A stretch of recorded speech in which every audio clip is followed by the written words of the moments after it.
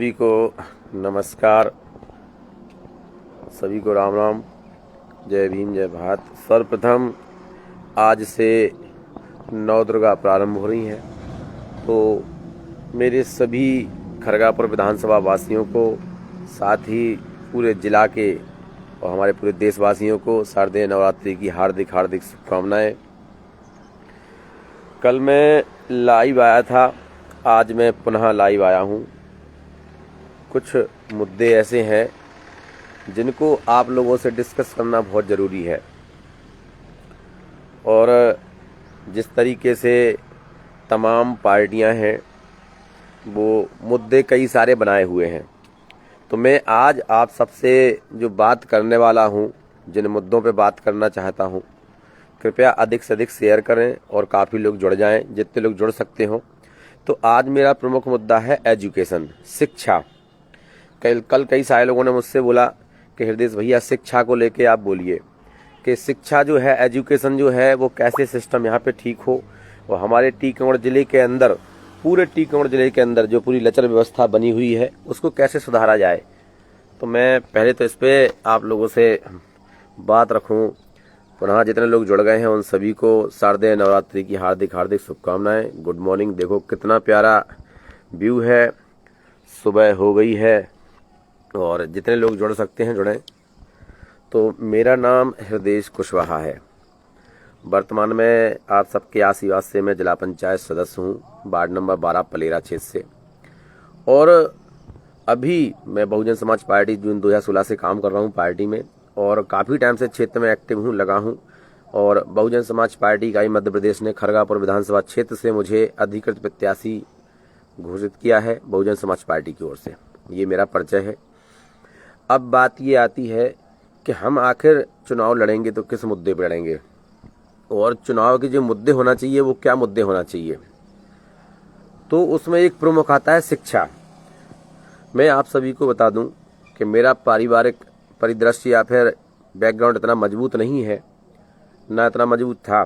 सिर्फ मैं मजबूत हूँ तो एजुकेशन पे। अगर मुझे शिक्षा प्रॉपर तरीके से नहीं मिलती, मुझे सरकारी स्कूल में अगर मुझे नहीं पढ़ाया जाता सिस्टम से, तो मैं आज इस मुकाम तक नहीं पहुँचता कि इस क्षेत्र के बाहुबलियों से हम चुनाव लड़ने की भी सोच पाते। अब बात आती है कि खरगापुर विधानसभा के अंदर हम चुनाव लड़ रहे हैं। कई सारे लोगों ने बोला कि आपके मुद्दे क्या हैं, तो देखो मेरे कई सारे मुद्दे हैं, उसमें एक सबसे बड़ा प्रमुख मुद्दा है एजुकेशन का, शिक्षा का मुद्दा है। और जो एजुकेशन का मुद्दा है कि किस तरीके से अपने क्षेत्र में शिक्षा जो चौपट कर दी गई है उसको किस तरीके से उसमें सुधार किया जाए। तो उसके पहले किसी चीज़ में सुधार करना है तो उसके पहले हमें ये जानना बहुत ज़रूरी है कि आखिर कमियां कहाँ कहाँ हैं। जितने भी अम्बेडकरवादी लोग हैं, बाबा साहब को मानते हैं, जितने भी समाजवादी लोग हैं, जितने भी अच्छे विचारक लोग हैं, एक भारत को बहुत सुंदर देखना चाहते हैं, अखंड भारत देखना चाहते हैं, तो उसमें अहम रोल होता है शिक्षा का। और जो हमारा खरगापुर क्षेत्र है, यहाँ पे 95% जो आबादी है वो गरीब आबादी है, और वो पूरे सरकारी स्कूलों पे डिपेंड है। अब यहाँ पे इससे पहले कांग्रेस के भी नेता रहे हैं, बीजेपी भी रही है, दोनों की सरकारें रही हैं, फिर भी आज स्थिति क्या है मैं इस पर आज डिस्कस करने वाला हूँ कि हमारे जिले के अंदर शिक्षा की स्थिति क्या है और किस तरीके से पूरे एजुकेशन को चौपट किया गया है, ताकि अंधविश्वास, अंधभक्ति, चमचागिरी में लोग अपने जो उनके नेता हैं उनको ही सब कुछ मान लें कि ये चाहेंगे तो ये होगा, ये मतलब ऐसा सिस्टम पूरा बना के रखा हुआ है। तो मैं आपको बता दूं कि कोई भी स्कूल अपने इधर जो खरगापुर विधानसभा हो चाहे पूरे जिला, मैं टीकमगढ़ जिले की बात कर रहा हूँ, कि कोई भी स्कूल है तो जो सरकारी व्यवस्था है वो इस तरीके से है कि पहले होता है जो प्राइमरी स्कूल होता है, बिल्कुल प्राथमिक, आप उसको बोल लीजिए कि प्राथमिक स्कूल होता है।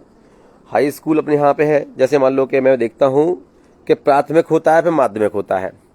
तो प्राथमिक शाला होती है, माध्यमिक शाला होती है, हाई स्कूल होता है, फिर हायर सेकेंडरी होता है। इन स्कूलों में पढ़ाई क्यों नहीं हो रही है? मैं आपको बता दूं, टीचर मास्टर सब जगह हैं, अतिथि शिक्षक भी सब जगह आ गए हैं, फिर भी प्रॉपर तरीके से पढ़ाई क्यों नहीं हो रही है? उसका सबसे बड़ा कारण है कि किसी भी स्कूल में मुखिया नहीं है। अब मुखिया समझते हैं जैसे आपका परिवार हो, उसका मुखिया ना हो तो परिवार बिखर जाता है। कोई भी विधानसभा हो, उसमें बिना विधायक के 1 साल विधानसभा चल सकती है क्या? नहीं चल सकती। तो अपने जो टीकमगढ़ जिले के अंदर मैं आपको बता दूं कि जो हाई स्कूल है, जो अपने जिले में जो हाई स्कूल है वो 93 है, कि देखें 93 टीकमगढ़ जिले के अंदर पूरे हाई स्कूल जो टोटल है वो 93 हैं। और उन हाई स्कूल में प्रिंसिपल नहीं है। ये आज की बात नहीं कर रहा हूं, 20 सालों से उठा के देख लीजिए कि जो हाई स्कूल हैं उनमें प्रिंसिपल नहीं है। वो हाई स्कूलों के प्रभारी प्रिंसिपल किसको बनाया गया है? मिडिल स्कूल के टीचरों को। अब मिडिल स्कूल का टीचर हाई स्कूल का प्रभारी प्रिंसिपल होगा तो हाई स्कूल के टीचर उसकी बात मान के कभी काम नहीं करेंगे, वो कभी नहीं पढ़ाएंगे। वो जो नए अतिथि लोग आ रहे हैं, जो नए अतिथि शिक्षक आ रहे हैं, वे भी पढ़ाई नहीं करेंगे। तो मैं आपको बता रहा हूं कि जो 10वीं तक का जो स्कूल है, जो हाई स्कूल है, वो पूरे जिले में 93 हैं और 93 स्कूलों में अभी तक पिछले महीने तक सिर्फ 11 प्रिंसिपल थे। यानी पूरे टीकमगढ़ जिले के अंदर 93 हाई स्कूल हैं, उसमें सिर्फ 11 प्रिंसिपल थे। प्रिंसिपल समझते, हेड मास्टर जो फुल फ्लैश प्रिंसिपल होता है। यानी 93 स्कूल पूरे जिला में होने के बाद भी उनमें सिर्फ 11 प्रिंसिपल थे। अभी भर्ती हुई है तो लगभग 30 हो गए हैं टोटल। यानी 93 हाई स्कूल हैं पूरे जिले में, उसमें सिर्फ अब 30-35 के आसपास प्रिंसिपल हैं। बाकी संस्थाएं बिना प्रिंसिपल के चल रही हैं। हमारे जिले के अंदर लगभग 59 हायर सेकेंडरी स्कूल है, 10+2 के हैं। और ये कितने शर्म की बात है कि पूरे जिले में सिर्फ 6 प्रिंसिपल हैं।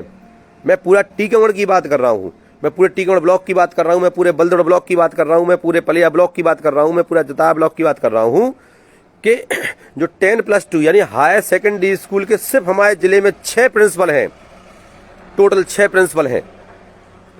अब उसके बाद आप आ जाइए कि मैं खरगापुर, अब जब मुखिया ही नहीं होंगे, जब स्कूलों के प्रिंसिपल ही नहीं है तो स्कूल में शिक्षा कैसी होगी? अब प्रिंसिपल क्यों नहीं आ रहे? क्योंकि ये जानबूझ के उनको ठप करने की व्यवस्था बनाई गई है कि ये सरकारी स्कूल पूरे बंद कर दिए जाएं। मैं उदाहरण के तौर पे आपको बताता हूं कि दोह पंचायत आती है, कुड़ीला के पास में है दोह, खरगापुर विधानसभा का, तो दोह में हाई स्कूल है। अब कब बना था? 2005 में। दोह हाई स्कूल 2005 में बना था और आज तक भी उसमें प्रिंसिपल नहीं आया है। वहां प्राइमरी प्राथमिक जो प्राथमिक शाला है उसका जो टीचर है वो प्रभारी प्रिंसिपल बना हुआ है अभी तक। सोचो कब से दोह स्कूल चल रहा है, 2005 के समथिंग वो स्कूल आया था और अभी तक उस पे जो प्रभारी प्राचार्य है वो एक प्राथमिक शाला का है। अभी भानपुरा में आपको बताता हूं, देरी कुड़ीला के पास में एक भानपुरा हाई स्कूल है। तो भानपुरा जो है हाई स्कूल, उसका प्रभारी प्राचार्य प्राथमिक शाला का प्रभारी वो टीचर है। आप जाके पता कर लीजिए, मतलब एक टीचर जो प्राथमिक शाला का है, जो मतलब जिसको जो माध्यमिक शिक्षक है वो प्राइमरी का तो प्रिंसिपल है ही उसका, लेकिन साथ ही साथ भानपुरा हाई स्कूल का प्रभारी है। यानी प्राथमिक शाला का टीचर हाई स्कूल का प्रभारी है। अब हमें ये बताइए कि जब ये प्रभारी सिस्टम, जैसे जो नीचे वाला व्यक्ति, जिसका जो छोटे स्कूल का व्यक्ति बड़े स्कूल का प्रभारी बन जाएगा तो उसके अंडर पढ़ाई होगी क्या? तो ये प्रभारी प्रथा लाके इनने पूरे लोगों ने पूरा एजुकेशन चौपट करके रखी हुई है। मैं आपको बताऊं, पहले होता है प्राथमिक शाला होती है, फिर आता है माध्यमिक शाला। यानी प्राथमिक शाला और माध्यमिक शाला में होते हैं हेड मास्टर, जिसमें सैकड़ों की संख्या में स्कूल है, लेकिन हेड मास्टर कहीं पर भी नहीं है। गिने चुने कहीं मिल जाएंगे आपको फुल फ्लैश हेड मास्टर है, लेकिन प्रभार दे के रखा है। वो जो प्रभार रहता है वो उतना फुल फ्लैश होकर काम नहीं कर पाता। टीचर कभी स्कूल नहीं आते, तनख्वाह फुल ले रहे हैं, लेकिन पढ़ाने वो कभी नहीं आएंगे। उनके ऊपर आता है प्रिंसिपल। तो अपने यहाँ पे जैसे मैं आपको बताऊं कि लारोन का जो स्कूल है उसमें प्रिंसिपल नहीं है। वो ऐसे ना जाने 93 जो हाई स्कूल है उनमें से सिर्फ 30-35 में वो प्रिंसिपल हैं। और पूरे अपने टीकमगढ़ जिले के अंदर 59 हायर सेकेंडरी स्कूल हैं जिसमें 6 प्रिंसिपल हैं। तो बिना प्रिंसिपल के, बिना मुखिया के कोई भी स्कूल नहीं चल सकता है। तो सबसे बड़ी कमी जो यहाँ बीजेपी और कांग्रेस के विधायक जो रहे, मंत्रियों ने रहे, इन लोगों ने सबसे बड़ी कमी करी है कि जो हेड मास्टर है, जो प्रिंसिपल है, उसको कभी फुल फ्लैश नहीं बनाया। तो हुआ क्या कि जो टीचर तो बराबर हैं, तनख्वाह बराबर ले रहे हैं, लेकिन बच्चों को पढ़ा वो सिस्टम से नहीं रहे हैं। फिर जब प्राथमिक शाला आती है, माध्यमिक शाला आती है, हाई स्कूल होता है, हाई सेकेंडरी होता है, तो फिर ब्लॉक आते हैं। अब हमारे जिले में 4 ब्लॉक हैं। एक टीकमगढ़ ब्लॉक है, एक बलदौड़ ब्लॉक है, एक पलिया ब्लॉक है और फिर एक जतारा ब्लॉक है। और ब्लॉक के ऊपर होता है BEO, ब्लॉक एजुकेशन ऑफिसर। या इसको आप ऐसा बोल सकते हैं कि विकासखंड शिक्षा अधिकारी। जो विकासखंड शिक्षा अधिकारी होता है, विकासखंड शिक्षा अधिकारी एटलीस्ट 10+2 के ऊपर होना चाहिए, यानी हायर सेकेंडरी स्कूल के प्रिंसिपल से भी ऊपर के ओहदे का होना चाहिए। लेकिन मैं आपको बता दूं कि कहीं पर भी हाई स्कूल का प्रिंसिपल भी यहाँ पे ब्लॉक बीईओ नहीं है। मतलब जिसको जो ब्लॉक शिक्षा अधिकारी होना चाहिए, विकासखंड शिक्षा अधिकारी होना चाहिए, वो इंसान एक ऑलरेडी किसी स्कूल का प्रभारी प्रिंसिपल है, उसके साथ साथ वो ब्लॉक का शिक्षा अधिकारी है। अब ये बताइए कि अगर वो किसी स्कूल का प्रिंसिपल है तो वो अपने स्कूल को देखेगा कि जाके पूरे ब्लॉक के स्कूलों को चेक करेगा? और प्रभारी है इसलिए वो कहीं पर ही जाके, क्योंकि जब उसे पता है कि मैं दूसरे स्कूल को चेक करने जाऊंगा तो मेरा स्कूल भी तो नंबर बकवास डला हुआ है, तो इस कारण से कहीं पर भी सही तरीके से शिक्षा की व्यवस्था ये लोग नहीं देख पाते। जो संकुल होता है, जैसे ब्लॉक के नीचे संकुल आते हैं, जो संकुल प्राचार्य होता है मेरे ख्याल से उसको भी फुल फ्लैश अलग से आना चाहिए। और जब तक मुखिया सही नहीं आएगा शिक्षा में सुधार नहीं हो सकता।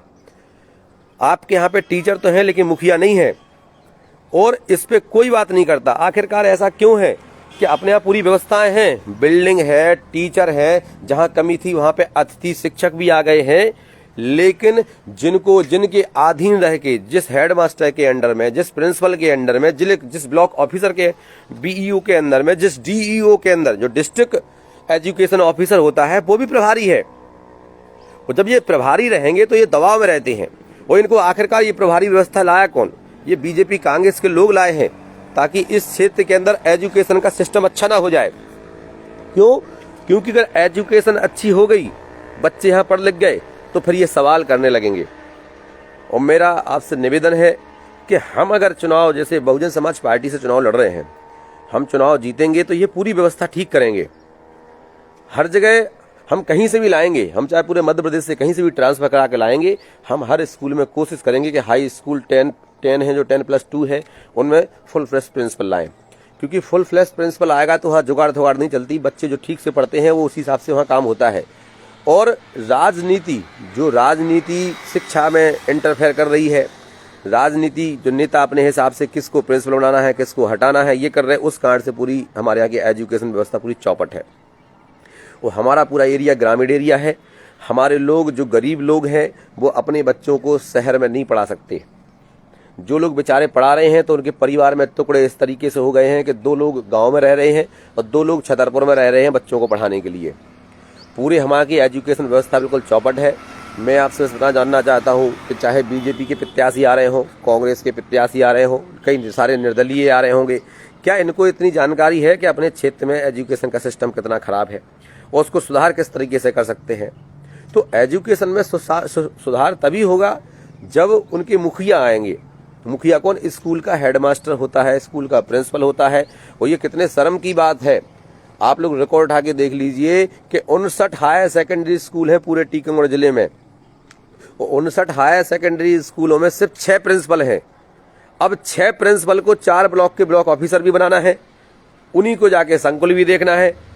तो यहाँ पे इसलिए शिक्षा व्यवस्था पूरी लचर पड़ी हुई है। बाकायदा तनख्वाह आ रही है, बाकायदा हर जगह टीचर हैं, लेकिन पढ़ाई ना होने का कारण सिर्फ है कि वहाँ पे प्रिंसिपल नहीं है। और प्रिंसिपल लाने की जवाबदारी हमारी है। अगर आप चुनाव हमें जिताओगे, अगर आप वोट सही जगह दोगे, तो हम उसमें सुधार कर सकते हैं। क्योंकि जो गरीब तबका है, जो गाँव के अंदर जो प्राइमरी स्कूल है, जो प्राथमिक शालाएँ हैं, उनके अंदर पढ़ाई तब तक नहीं होनी है जब तक वहाँ पे बेहतर कोई टीचर, जो प्रिंसिपल है वो नहीं आएगा, हेडमास्टर नहीं आएगा। हाई स्कूल में कब तक पढ़ाई नहीं होनी? जब तक उसमें प्रिंसिपल नहीं आएगा। ब्लॉक एजुकेशन बीईओ, जो ब्लॉक एजुकेशन ऑफिसर है, वो जब तक फुल फ्लैश नहीं आएगा तब तक वो सारे स्कूलों को चेक नहीं करेगा। प्रभारी रहेगा तो दबाव में रहेगा, कमीशन खोई लेके घर बैठ जाएगा। तो इनको हम सुधारने का काम करेंगे। और क्यों सुधारेंगे?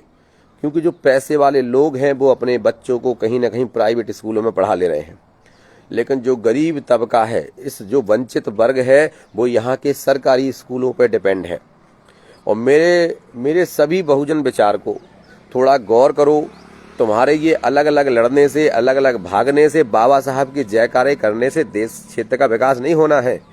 तुम सोचो कि हम ही होशियार हैं, तुमने अलग से चुनाव लड़ा, उनने अलग से लड़ा, और बस फेसबुक पे डालते रहे कि जय भीम सब। यार बाबा साहब ने क्या कहा कि शिक्षित बनो, संगठित रहो और संघर्ष करो। इन 3 चीजों की परिभाषा बताऊं मैं। कैसे आप अपने क्षेत्र को शिक्षित करोगे? बाबा साहब की मूर्ति की मांग लोग हमसे करते हैं। बाबा साहब की मूर्ति लगाने से क्या सारे स्कूल सिस्टम से चल जाएंगे? बाबा साहब ने कहा कि मुझे पूजो नहीं, मुझे मानो। मुझे पढ़ो, मुझे पूजने की जरूरत नहीं है, मुझे पढ़ने की जरूरत है। जो बाबा साहब ने सिस्टम दिया उसको अपनाने की जरूरत है। बाबा साहब ने कहा कि शिक्षित बनो। अब अपने लोगों को शिक्षित कैसे करोगे? यही सरकारी स्कूल ही तो है जहां से अपने लोगों को शिक्षित करोगे। और सरकारी स्कूल कहां से ठीक होंगे? अपने पूरे जिले के अंदर चाहे कांग्रेस के लोग रहे हों चाहे बीजेपी के लोग, इन्होंने कभी खुलकर शिक्षा के ऊपर बात नहीं कही। कभी इन्होंने ये नहीं कहा कि भाई ये स्कूल में टीचर क्यों नहीं आ रहे।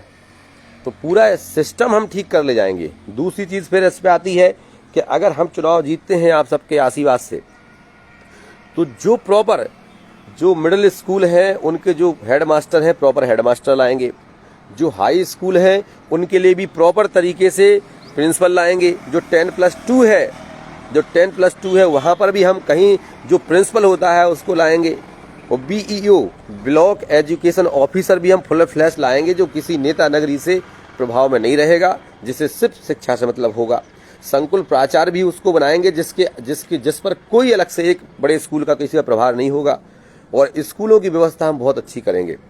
और उसके साथ साथ कि कई जगह ऐसी स्थिति बनेगी कि हो सकता है कि एक वंशकार समाज के पूरा स्कूल है, वो पूरा मोहल्ले में स्कूल है, जो प्राइमरी स्कूल होता है। हो सकता है आदिवासी मोहल्ले में स्कूल हो सकता है पाल मोहल्ले में स्कूल हो। तो इन जो बिल्कुल वंचित वर्ग के क्षेत्र में जो स्कूल हैं वहाँ की शिक्षा को ठीक करने के लिए हमारी ये कोशिश रहेगी कि जो प्रिंसिपल है, जो टीचर है, वो रहें, लेकिन जिस समाज के मोहल्ले में स्कूल है उस समाज का कम से कम 1 से 2 अतिथि वहाँ पे हम लगाने का काम करेंगे।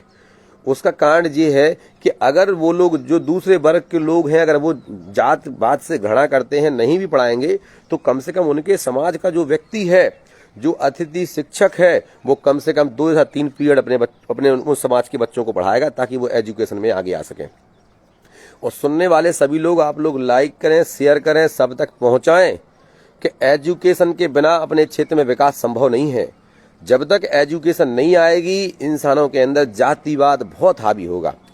और जातिवाद को खत्म करना है, क्षेत्र में समता का माहौल लाना है, क्षेत्र में छुआछूत खत्म करनी है, क्षेत्र में विकास करना है, तो उसका प्रमुख पायदान होता है एजुकेशन। एजुकेशन को ठीक करने के लिए वही व्यक्ति एजुकेशन ठीक कर सकता है जिसको पूरा सिस्टम पता हो कि किस तरीके से एजुकेशन सिस्टम को ठीक करना है। मैं आपको बता दूं कि जितने भी BEO बनते हैं, ब्लॉक एजुकेशन ऑफिसर बनते हैं, विकासखंड शिक्षा अधिकारी बनते हैं, जिला शिक्षा अधिकारी बनते हैं, जो नेताओं के इशारों पे बनते हैं। नेता उनको इस हिसाब से बनाते हैं कि पढ़ाई कहीं हो ना जाए, सिर्फ खाना पूर्ति होती रहे। अभी तक का इतिहास उठा के देख लीजिए। अभी इससे पहले जो जिला शिक्षा अधिकारी था शक्ति खरे, वे एक हाई स्कूल के प्रिंसिपल हैं। आप शायद ये चौंक जाएं कि सोचो, जिला शिक्षा अधिकारी उसको बना के रखा था प्रभारी, और उसके इशारे पे इतने सारे ट्रांसफर कराए गए, कमीशन खोरी ली गई, और जब उसकी शिकायतें पकड़ी गई तो फिर उसको वापस से मिटा के कहीं पे दतिया में जाके वो एक प्रिंसिपल बन गया है जो किताब। तो ये आप सोचो ना, उसको किसने बनाया था, उसने किसके इशारे पे ट्रांसफर किए थे। जो लोग हमारे यहाँ पे जिला पंचायत में बैठे हुए लोग हैं या हमारी विधानसभा में विधायक बन जाते हैं, वो लोग अपने हिसाब से ऐसे व्यक्ति को ब्लॉक शिक्षा अधिकारी बनाते हैं या जिला शिक्षा अधिकारी ऐसे व्यक्ति को बनाते हैं जो सिर्फ खाना पूर्ति करता रहे, उनको कमीशन देता रहे और शिक्षा बिल्कुल ना दे। क्योंकि एजुकेशन देगा तो ये जो वंचित वर्ग है ये जाग जाएगा। अब कुछ लोग सवाल उठाते हैं कि वो देखो, जात से कोई पिछड़ा वर्ग का नहीं होता, जात से कोई दलित नहीं होता, जात से कोई सवर्ण नहीं होता, विचारों से होता है। क्यों? क्योंकि मैं आपको बता दूं कि जो जिला शिक्षा अधिकारी था वो प्रभारी था।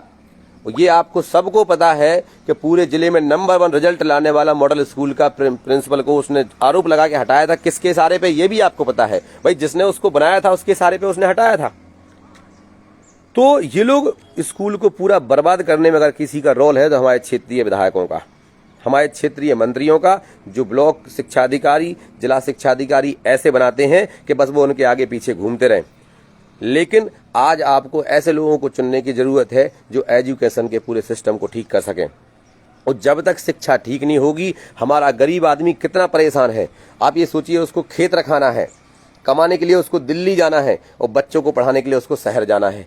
अब एक आदमी, एक परिवार 3 टुकड़ों में टूट जाता है, क्योंकि जमीन इतनी है नहीं कि पूरा परिवार उसमें लगा रहे। तो बेचारा 1-2 लोग जमीन खेती करके उसको दिन रात जाग के खेत रखाते हैं। उनके घर में जो लड़के हैं जिनकी उम्र 15 साल से लेकर 40 साल के बीच में है, वो बेचारे दिल्ली चले जाते हैं तशा डालने के लिए। अब जो नई पीढ़ी आ रही है जिनकी उम्र 5 साल से 15 साल के बीच में जो बच्चे हैं, उनको पढ़ाना है और गांव में एजुकेशन है नहीं, तो बेचारे या तो शहर में आते हैं या बाहर जाते हैं। तो एक व्यक्ति को वहां जाना पड़ता है उनके साथ। यानी एक छोटा सा परिवार भी हमारे यहाँ पे अच्छे से नहीं रह सकता। खरगापुर विधानसभा, पूरे जिले की बात कर रहा हूं मैं। क्यों नहीं रह सकता? क्योंकि इन्हें सिस्टम ऐसा बना कर रखा है। लेकिन अगर सिस्टम सही कर दिया जाए कि लाइट पानी सिस्टम से दे दिया जाए, तो जो दिल्ली जा रहे हैं वो बेचारे अपने इसी खेतों में अपनी सब्जियां उगाएंगे। यहीं पे तालाब में पानी डाल दिया जाए तो मछलियां पालन करेंगे। और अगर स्कूल अच्छे कर दिए जाए तो यहीं पे अपने बच्चों को पढ़ाएंगे, तो उनका परिवार इकट्ठा हो सकता है। और जब तक शिक्षा नहीं आएगी, जितने भी मेरे माध्यम से, इस लाइव के माध्यम से सुन रहे हैं, आप लोग शेयर करें। मेरा किसी से कोई बैर नहीं, चाहे वो ब्राह्मण समाज का हो, चाहे वो ठाकुर समाज का हो, चाहे बनिया समाज जो जिसे बोलते हैं वैश्य समाज का हो, चाहे वो शूद्र समाज में आने वाला अपना दलित पिछड़ा आदिवासी हो। मेरी किसी से कोई लड़ाई नहीं है। और जब तक आप एजुकेशन, हर वर्ग को एजुकेशन नहीं दोगे ना, तो क्योंकि बिना पढ़ा व्यक्ति जानवर जैसा होता है, उसे ना तो ये पता कि कहाँ थूकना है, कैसे कपड़े पहनने हैं। और कहीं ना कहीं हमारे बुंदेलखंड में सिर्फ कमी आ रही तो एजुकेशन की। अगर एजुकेशन आ जाएगी, जो व्यक्ति शिक्षित हो जाएगा, उसके अंदर से जात पात का, ऊंच नीच का भ्रम खत्म हो जाएगा कि ये महज एक बनाई हुई प्रथा है, इसे हम खत्म कर ले जाएंगे। तो मेरा सभी लोगों से अनुरोध है, चाहे वो किसी भी वर्ग में आते हो, मेरा सामान्य वर्ग जितने भी लोग हैं, मेरा आपसे कोई बैर नहीं। आप सबका साथ चाहिए, तब जाके इस क्षेत्र के अंदर एजुकेशन बहुत अच्छी हो सकती है, इस क्षेत्र का विकास हो सकता है। नहीं तो कुछ लोग आएंगे, जात पात के फूट डाल के आपस में लड़ा के अपने वोट ले जाएंगे और उन्हें कुछ फर्क नहीं पड़ता। उन लोगों के पास, वो लोग ईमानदार लोग नहीं हैं कि जिनके पास कल के दिन 1 एकड़ जमीन नहीं थी, आज 1500 एकड़ जमीन हो गई, 50 गाड़ियां हो गई हैं। आज चुनाव प्रचार में 100 गाड़ियां लेके घूम रहे वो लोग, वो कभी ईमानदारी से, अरे वो किसी काम के नहीं है जो आपके यहाँ पे एजुकेशन सिस्टम ठीक नहीं कर पाए। मौका तो आपने सबको दिया, मौका किसको नहीं दिया? तो मैं आपको, जिस आप गांव से हमें सुन रहे हैं, उनको जाके बताओ कि देखो यार, ये मिडिल स्कूल है, इसका प्रिंसिपल नहीं है। मैं बता रहा हूँ 2005 से बना हुआ स्कूल है, 2 में हाई स्कूल, आज तक उसमें प्रिंसिपल नहीं आया। आज तक भानपुरा जो स्कूल है और प्राइमरी स्कूल बगल में है, प्राइमरी प्राथमिक शिक्षक के स्कूल को हाई स्कूल का प्रिंसिपल प्रभारी बना के रखा हुआ है। अब बताइए, प्राथमिक शिक्षक की बात हाई स्कूल में पढ़ाने वाले शिक्षक बात मानेंगे क्या? इसलिए पढ़ाई सिस्टम ठीक नहीं हो रहा है। ब्लॉक ऑफिसर जो होता है, block BEO, block education officer जो होता है, ब्लॉक विकास खंड शिक्षा अधिकारी जो होता है, उसको एक प्राथमिक टीचर को बना के रखा हुआ है। वो कैसे पूरे स्कूल चेक कर लेगा? तो पूरी की पूरी व्यवस्था चौपट है। किसी पार्टी के अंधभक्त होने से अच्छा है कि अपने माँ बाप, अपने भाई, अपने समाज के बारे में सोचिए। लोग बोलते हैं बीजेपी का एजेंडा होता है कि हम अखंड भारत बनाएंगे, बीजेपी का एजेंडा होता है हम भारत को विश्व गुरु बनाएंगे। इनके सिर्फ एजेंडे हैं, इनके सिर्फ कागजों में एजेंडे हैं। मैं आपसे ये बोलता हूं कि हमारे अंदर ऐसा कोई वो नहीं है कि हम कुछ गलत करना चाहते। लोग आएंगे, बोले ऐसी फलानी पार्टी, लोग बोलेंगे ढिकानी विचारधारा। अरे विचारधारा एक अच्छी होती है, विकास की विचारधारा, सृजन की विचारधारा है कि हमें अपने सृजन क्या करना है, किस क्योंकि राजनीति में भी आज सुधार की बहुत जरूरत है। राजनीति में परिवारवाद को खत्म करना जरूरी है, राजनीति में जातिवाद को खत्म करना जरूरी है। नहीं तो जातिवाद और परिवारवाद की इस लड़ाई में जो बहुत बड़ा वर्ग है वो वंचित रह रहा है, वो लुट रहा है, पिट रहा है। हर जगह उनको लूटा जाता है, उनकी बहनों बेटियों को छेड़ा जाता है, लेकिन उनको न्याय नहीं मिलता। क्यों? क्योंकि एक फलाने घराने का नेता है, उसके घराने से जो जुड़े हुए लोग होंगे, चाहे वो सही हो चाहे गलत हो, चलना उन्हीं की है। तो कहीं ना कहीं हमें सुधार के लिए हमें साथ में आना बहुत जरूरी है। वो जब साथ में आएंगे, राजनीति के परिदृश्य अच्छे होंगे, जब अच्छे लोग शिक्षित होंगे, हमारे क्षेत्र में विकास संभव है। नहीं तो हमारा क्षेत्र बर्बाद होने से कोई रोक नहीं सकता। आज गौशालाओं के नाम पे वोट लिया, लेकिन आज गाय रोड पे हैं। कितने झूठे लोग हैं ये, आप बताइए। आज गाय, तो इन्होंने कहा कि हम विश्व गुरु बनाएंगे। भाई हम भी चाहते हैं, हमारी चाहत कहाँ खराब है? हमारे तो पुरखों ने बनाया है, हमारे पुरखे पूरी दुनिया के विश्व गुरु हैं। हमारे पुरखों ने अखंड भारत बनाया है। अब हम आपको बता रहे हैं कि कैसे बनेगा। देखो, एक अच्छा राष्ट्र बनाने के लिए मैं जो बातें कर रहा हूं कि एजुकेशन का कितना अहम मुद्दा इसमें है। एक अच्छा राष्ट्र बनाने के लिए, एक अच्छा देश, अपना भारत जो देश है उसको बहुत अच्छा बनाने के लिए इसके प्रदेश अच्छे होना जरूरी है। कभी ऐसा नहीं होगा उन्हें कि गोवा प्रदेश अच्छा हो जाए, भाई राजस्थान अच्छा हो जाए, उत्तर प्रदेश अच्छा हो जाए, बाकी तेलंगाना जलता रहे, भाई केरल में आग लगी रहे, महाराष्ट्र जलता रहे। मतलब एक प्रदेश बहुत अच्छा है और एक प्रदेश जल रहा है, तो हमारा देश कभी अच्छा नहीं माना जाएगा। जब सारे के सारे राज्य जब अच्छे होंगे तब हमारा देश अच्छा माना जाएगा। अब राज्य अच्छे कब होते हैं? राज्य जो है वो राज्य कब अच्छे होते हैं? राज्य तब अच्छे होते हैं जब उस राज्य के अंदर बने हुए जिले अच्छे हों। जब सारे जिले अच्छे बनते हैं तो जब सारे जिले मिलके एक अच्छा राज्य बनाते हैं, और जिला अच्छा बनता है ब्लॉक से। जो ब्लॉक होता है, ब्लॉकों से मिलके बनते हैं जिले। वो ब्लॉक कैसे बनता है? वो बनता है पंचायतों से। और पंचायतें बनती हैं, एक पंचायत बनती है समाजों से। अगर ब्लॉक अच्छे होंगे जब उसमें समाज अच्छे से रहते हो, पंचायतें अच्छी होंगी। मतलब जैसे मैं पलिया ब्लॉक में हूं, अब पलिया ब्लॉक में लावन में बहुत अच्छा विकास हो रहा है, लेकिन हनौता में विकास ना हो रहा हो तो हमारा ब्लॉक बेकार माना जाएगा। तो ब्लॉक अच्छा कब होगा? जब वहां पे पंचायतों में एक सा विकास हो रहा हो। अब पंचायतें अच्छी कब बनी जाएंगी? कि पंचायत के अंदर रहने वाले हर जाति वर्ग के लोगों में सद्भावना हो। और अच्छी पंचायत तब होगी जब उसके मोहल्ले अच्छे हों, अलग अलग जाति समाज के मोहल्ले जो होते हैं उनमें आपसी मेल मिलाप अच्छा हो। और जो मोहल्ले अच्छे कब होते हैं? जब उस मोहल्ले में रहने वाली जातियों के आपस में बनता हो। और जाति कब अच्छी है? जब उस जाति में रहने वाले लोगों में आपस में बनती हो। मतलब एक परिवार, वो एक परिवार कब अच्छा होता है? जब उसके अंदर रहने वाले भाइयों में भाईचारा होता है। अब भाइयों में भाईचारा कहां से आएगा? यानी एक अच्छे राष्ट्र की कल्पना हमारे परिवार, हमारे घर से शुरू होती है। तो एक अच्छे राष्ट्र और परिवार की कल्पना के लिए हमें एजुकेशन बहुत जरूरी है, क्योंकि शिक्षित व्यक्ति होगा तो वो आपस में नहीं लड़ेगा। वो कभी नहीं बोलेगा कि तू हिंदू है, कि तू मुस्लिम है, कि तू दलित है, कि ये है। क्योंकि जब सारे समाज, सारे वर्ग के लोग एक मोहल्ले में अच्छे से रहेंगे, जब मोहल्ले अच्छे होंगे तो पंचायत अच्छी होगी। जब पंचायत अच्छी होगी तो हमारा ब्लॉक अच्छा होगा, और जब ब्लॉक अच्छे बनेंगे तब हमारा जिला अच्छा होगा, और जब जिला अच्छा बनेगा तब हमारा प्रदेश अच्छा होगा, और जब प्रदेश अच्छा होगा तब जाके हमारा देश अच्छा होगा। यानी पूरे देश की कल्पना हमारे घर से शुरू होती है। पूरे देश की जो संरचना है वो हमारे समाज से होती है, और समाज तभी सही मुख्य धारा में आएगा जब उसको एजुकेशन मिलेगा। तो हमारा उद्देश्य ये है कि एजुकेशन प्रॉपर तरीके से मिले और एजुकेशन में सुधार हो। और जितने लोग ये चुनाव लड़ रहे हैं, फलाने को हराना, ढिकाने को हराना, मेरा तो बुद्धिजीवी वर्ग के लोगों से निवेदन है कि मौका बार बार नहीं आता। एक बार अच्छे और सही व्यक्ति को मौका दे के देखें। मुझसे बेहतर मैं नहीं बोल रहा हूं कि मैं ही सब कुछ अच्छा हूं, बिल्कुल नहीं है, ये कतई नहीं है। क्योंकि दुनिया में कोई परिपूर्ण नहीं है, कोई परिपक्व नहीं है। अगर परिपूर्ण हो जाएगा तो भगवान हो जाएगा, वो तो कोई नहीं है। मुझसे बेहतर भी कोई जो एजुकेशन का सिस्टम ठीक कर सकता है उसको आप चुनिए, लेकिन ऐसे लोगों को नहीं चुनिए कि जिनको मौका दिया था आपने तो ना तो उनने एजुकेशन ठीक करी, ना अपने यहाँ के। जिस तरीके से मैंने आपको एक सिस्टम बताया कि एजुकेशन का सिस्टम कैसे चलता है, जिला से लेके एक गांव के स्कूल तक, उसी तरीके से थाने का सिस्टम चलता है, उसी तरीके से आपकी पंचायत और जनपद पंचायतों का चलता है, उसी तरीके से तहसीलों का सिस्टम चलता है। और सभी जगह करप्शन है, और उसको ठीक करने का सिस्टम जिस तरीके से मैंने एजुकेशन को बताया, फिर कभी लाइव आके मैं आपको उसका भी बताऊंगा। तो आपका जो निर्णय है वो इस सिस्टम को ठीक कर सकता है और कहीं ना कहीं हमारे क्षेत्र में विकास ला सकता है। नहीं तो बिल्डिंगें बनी हुई हैं आज भी पूरे अपने टीकमगढ़ जिले के अंदर। सोचो आप, जहां पे 93 के आसपास 10वीं के स्कूल हैं और उसमें सिर्फ अभी तक 11 प्रिंसिपल हथे, अब जाके 30 हुए हैं। यानी लगभग 70 स्कूल तो ऐसे हैं जहां पे प्रिंसिपल है ही नहीं। 10वीं की बात कर रहा हूं। और 12वीं के 59, यानी 59 स्कूल हैं जिसमें सिर्फ 6 प्रिंसिपल हैं। पूरे जिले में 59 स्कूल हैं और सिर्फ 6 प्रिंसिपल हैं। और जो 6 प्रिंसिपल हैं उन्हीं, चूंकि 10+2 के 6 ही प्रिंसिपल हैं, ये बहुत गर्व की बात नहीं है। हमारे यहाँ बीजेपी के भी विधायक रहे, कांग्रेस के भी विधायक रहे, बीजेपी की भी शासन रहा, कांग्रेस का भी शासन रहा, और पूरे जिले में मात्र 6